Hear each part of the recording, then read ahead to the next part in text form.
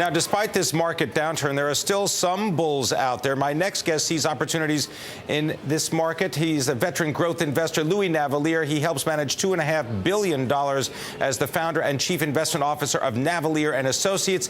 He is also the author of Blue Chip Growth Newsletter, and he joins us now from West Palm Beach, Florida. Louis Navellier, great to have you with us on Bloomberg. It's fun to be back. All right, so give us the fun right now in the stock market. What kinds of stocks are you looking for, and do you think that stocks are fairly valued? No, we just finished the first quarter earnings announcement season. All 10 sectors of the S&P surprised. They were even better than they were in the fourth quarter. I've seen lots of positive guidance, but the market is still very rotational. You've seen this big tech bounce. At this juncture, I really like a lot of the cyclicals. Deere had stunning sales this week, but at this juncture, I like things like a Cummins, a Caterpillar, an AGCO. They're all profiting from a weak dollar and strong ag sales, as well as just heavy equipment sales all over the globe. And then we also like the energy sector. It's starting to rebound here as energy prices stabilize. In that area, I like Carbo Ceramics, CRR, and then I like OYOG, which is OYOG Geospace. Yeah, we're going to get to that. Louis, I'm going to help you there. So just hang on a second with OYO Geospace. They're based in Texas. I want to get a little bit more of your thoughts on something like Cummins or AGCO. Any global slowdown? Because if we see any change to global growth, won't that affect these stocks? We have no slowdown in global growth. You have not only a very strong consumer in Latin America, in Asia, and in India because of a growing middle class, you have a very strong U.S. consumer. When you break down GDP, consumer spending's up. Okay, now I know everybody's freaked out about gas prices and retail, but you can go to those discount retailers and everything's fine, whether it's a Costco or a yeah, but Louis Navellier, how can you say that? The Walmart numbers came out and they were down 1.1% in the United States. The only good news was outside the U.S. for Walmart. Because that's not one of my stocks, okay? All right, well said. But Costco's fine, Limited's fine, Ross Stores is fine, consumers are thrifty right now, and Walmart admitted they have to do a little better, okay? All right. Louis Navellier, you were talking about companies such as AGCO, Caterpillar, John Deere. They benefit from increasing demand for agricultural commodities. Is that correct? Absolutely. They're also benefiting from a weak dollar, and the U.S. is more competitive for heavy equipment now, thanks to the weaker dollar. All right. Well, what about companies that would benefit from increasing demand for energy? Because, indeed, some of the companies you've described, OYO Geospace, for example, they specialize in being able to give companies seismic data to help oil and natural gas companies drill for energy. Yeah, they do the basically they do the surveys, tell them where to drill. Everybody's fracking, drilling horizontally now, and when the prices get high, everybody goes looking for it. And then we like companies that actually try to crack the rock, like a Carbo Ceramics. Carbo Ceramics, CRR, they make the metal casings, correct?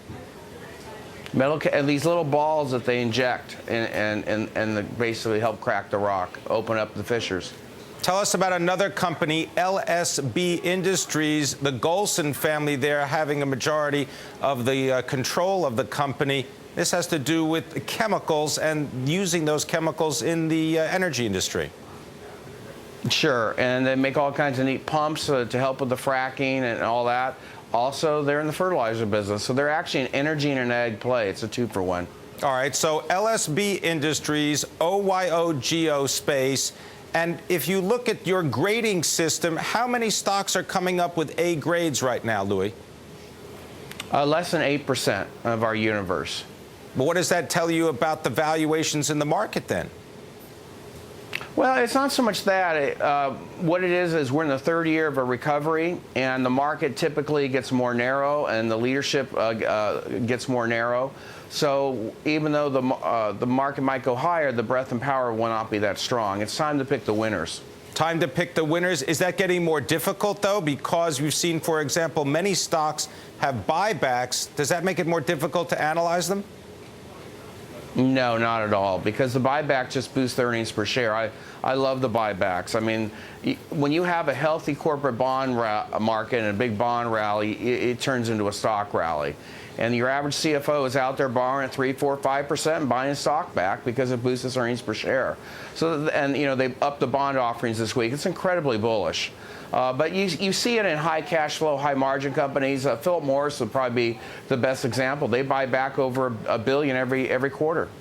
Now, you mentioned during the break this increase in debt issuance. For example, Google coming to market this week, as well as Johnson & Johnson issuing debt.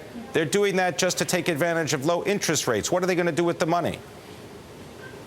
Well, they typically refinance their existing debt at lower rates, buy their stock back, or buy their competitors. And that's essentially what's happening. And of course, a lot of people who used to do municipal debt are now doing corporate debt because of the liquidities leaving the muni market because of Meredith Whitney and some ominous articles about some cash flow problems in municipalities. So do you concur with that assessment of municipal debt? Well, I'm not a bond guy, but I can tell you I don't think anybody will default on general obligation bonds. A revenue bond, you could have a default. All right, absolutely. But no defaults on general obligation no. bonds. No, they just won't do it. It's political suicide for a municipality. And so, like, I'm in Harrisburg, Pennsylvania quite a bit, and they had a problem, and guess what? They didn't allow that bond to default. So that's a good example. And then a lot of general obligation bonds are way up there in the cash flow pecking order. Places like California, schools are number 1 in cash flow. General obligation bonds are number 2. So I just wouldn't worry about it. They're high in the pecking order. Louis Navellier, in a week that we had LinkedIn come to market with an initial public offering, one of your top holdings is Baidu, the Chinese search company. Would you be buying LinkedIn in the future?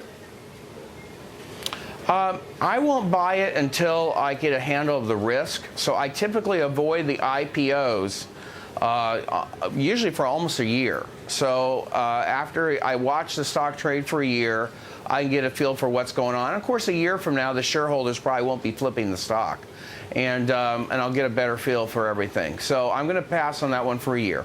You'll pass for a year. But do you believe in investing in social media companies in the United States? Oh, sure. But there's other ways to do it. Like, you can buy Baidu, which is going to be the exclusive distributor of Facebook in China. So you can also go through other channels. Now, I noticed that you're not limited, obviously, to the industry groups that you're finding value in and growth potential. Are there any that you find ripe, that you have more companies in those industry groups that you're looking at? Well, obviously, healthcare is on the radar right now, but we like innovative pharmaceutical companies like Valmont Pharmaceuticals, VRX. Biotech starting to show up more and more. I'd rather not mention any names yet, but we're watching those very carefully now. Some of them don't have the earnings I want, but they're on the verge of it. Louis, have you been seeing any additional retail money flow into equities? No. What it is I'm a growth manager, but ironically, we sell more bond products now than growth products. So there's no doubt that the financial community is still pushing income. They're still looking for high dividend yielding stocks like a Reynolds American or a CPL, that's a Brazilian utility. And so everybody's still very scared. But when you have this healthy bond rally, you have a stock rally. And we would argue that if not a dime goes in the stock market via mutual funds, the market's going to go up just on corporate buybacks. And because the earnings environment is very, very healthy. And, GDP growth is going to pick up here in the second half of the year. So I'm very comfortable.